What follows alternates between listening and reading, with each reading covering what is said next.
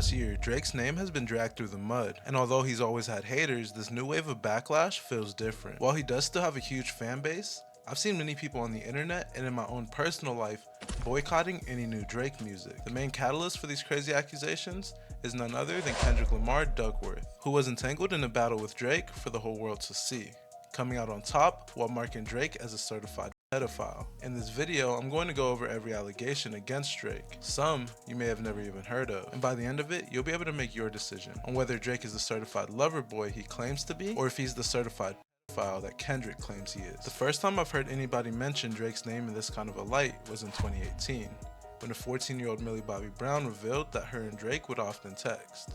I met Drake in an Australian hotel. And honestly, we text all the time now. When asked what they would text about, Millie said that Drake would give her advice on boys. What advice does he give you? Like, what does he say? About boys. He helps me. What? Yeah. He's great. He's wonderful. I love him. What's his advice with boys? You know, that stays in the text messages. Although we never got to see these texts for ourselves, the internet found this creepy. One user even said that this reminded them of how an underage Aaliyah spoke on her relationship with Mr. Age Ain't Nothing But a Number himself, R. Kelly. Yo, killing me with this! In September 2018, Millie Bobby Brown actually defended Drake, taking to her Instagram story to say, "You guys are weird, for real." She continued by saying, "I'm blessed to have amazing people in my life, and you don't get to choose that for me." Years later on his song Another Late Night, Drake actually responded to these allegations, saying, "Widows in my comments talking about some Millie Bobby, look, bring them jokes up to the game, we get to really flocking." He then responded again during the beef with Kendrick Lamar on The Heart Part 6. "Only f***ing with Whitney's, not Millie Bobby Browns, I never look twice at no teenager." Which is a wild statement, especially when you see this clip I'm going to show you in the next chapter. Although this wasn't Drake's first time being weird with a younger girl, this was the first time a spotlight was put on his relationship with younger women. And at this point you're probably thinking, yes, it's weird for a man in his 30s to talk to a 14-year-old girl about boys, but there is really no strong evidence of any wrongdoing. And if so, this next story is going to blow your mind, because the evidence is even more damning. You see, the year is 2010, and Drake was living on a high after dropping his album Thank Me Later, which had some huge songs on it, like Over and Find Your Love. During his tour for this album, Drake would attempt to do just that. He would bring a new girl to the stage each night, to serenade them and sometimes even kiss them.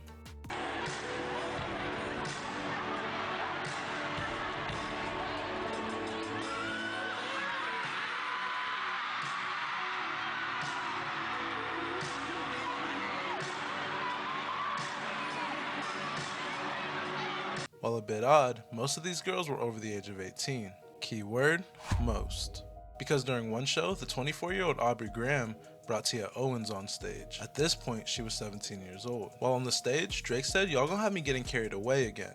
I get in trouble for stuff like this," before asking Tia how old she was. What's your name? Tia.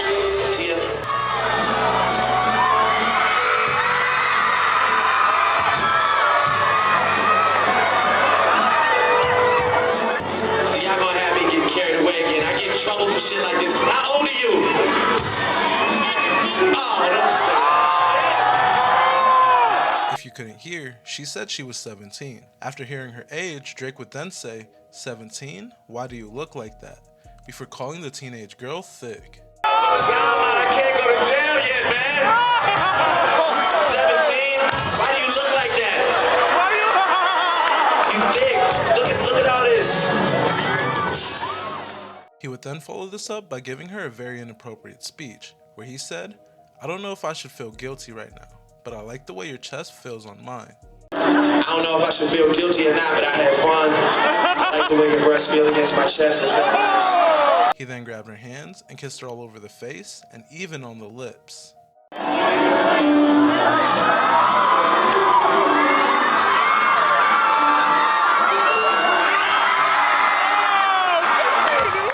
Now this is a weird part of Drake's career that many people seem to forget or flat out ignore. Despite this, questions and responses have continued to come out about this time of Drake's life for the next 15 years. In one interview, Nardwuar actually asked Drake about this time, to which Drake called these years the glory years. Do you still kiss your fans? No, I stopped that. The glory days, man. You know, I miss it a lot. I don't know if you know, you never know how old fans are and what they've been up to prior to the show. So I don't know if I don't kiss fans anymore, but it's still love. During Drake's later entanglement with Kendrick Lamar, the video of the Canadian rapper kissing the 17-year-old resurfaced, and Tia Owens herself actually spoke out, saying that she's 31 now, and it was nothing then, and it's nothing now. Personally, I still think it's really weird on Drake's end, and I also believe that some people will let weird things happen to them when they idolize people. Like for instance, I don't know one 17-year-old boy that would feel a type of way if SZA kissed them, although most of us grown folk would know that that's wrong. Keyword, most. Speaking of SZA, she was the next name on Drake's underage hit list, because if you heard the song Mr. Right Now by 21 Savage, it had a Drake feature. During the verse, Drake rapped, Said she wanna to some SZA weight, cause I used to date SZA back in 08. This bar caught the attention of many rap and R&B fans, because if we do simple math, in 2008, Drake would have been 22 years old, while SZA would have been 17. This lyric may have upset SZA because she unfollowed Drake on Instagram shortly after. At one point, she was even asked about the situation during an interview with Odyssey Audio. I obviously know that we talked to each other when I was a lot younger and when he was a lot younger, and like, and we're cool. We've always been cool, so it's never been weird. Then during a special episode of Hot Ones with Keke Palmer and Issa Rae, fans believe SZA confirmed her underage relationship with Drake, because when asked if Drake was a good kisser, she said we were kids. Is Drake a good kisser? Oh. That's why I said fuck you in advance. Oh, I like you. You're a real. We were children. We were children. That was the sound of lies. 2009, we were children. Real shit. Correction, SZA, you were a kid. While Drake, on the other hand, was a young man who should have known not to date a 17-year-old girl. The next girl on Drake's hit list was actually 18, and while it is technically legal, fans called out Drake for knowing this girl for years, and as soon as she turned 18, pouncing on her, like a lion hunting its prey. I'm talking about Bella Harris, a model who posed for numerous companies, including Vogue. She is also the daughter of legendary producer Jimmy Jam. According to Page 6 News, Bella met Drake in 2016, when she was only 16 years old. 2 years later, and a few months after she turned 18, Drake was back, and this time the two seemed a lot closer. At one point, it was even rumored that the two were dating, although these rumors were never confirmed. The next person on Drake's hit list is a producer who you might know. You see, the year is 2019, and at this point Rick Ross and Drake were still cool, and had recently dropped their single, Money in the Grave. On the song, Drake rapped the infamous line, Lil CC, let it slap with the bass. This was a nod to the producer of the track, Sydney Christine,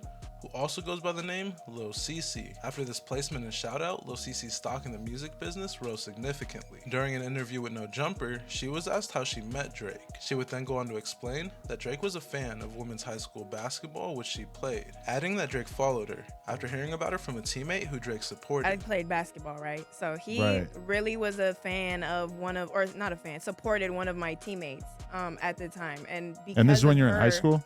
Yeah, in high school. So he was a fan of women's basketball, high school basketball. I was her teammate, so he followed me because of her. And I was like, oh shit, bitch, you got Drake to follow me? Like, what the hell? Like, that's so crazy. Oh my God. He followed me, and I lost it. I'm like, I have to meet Drake. Like, I love Drake. I've always loved Drake, still love Drake. Now, there is no evidence of any real wrongdoing with Lil CC, but fans did find it weird that Drake was into high school girls basketball. I mean, I don't even know a normal man who supports the WNBA, let alone high school girls basketball. But as you may have learned today, Drake is not a normal man. And there you have it, Drake's weird history with girls who are well below the legal threshold of 18 years old. And now it's time for you to answer a question for me.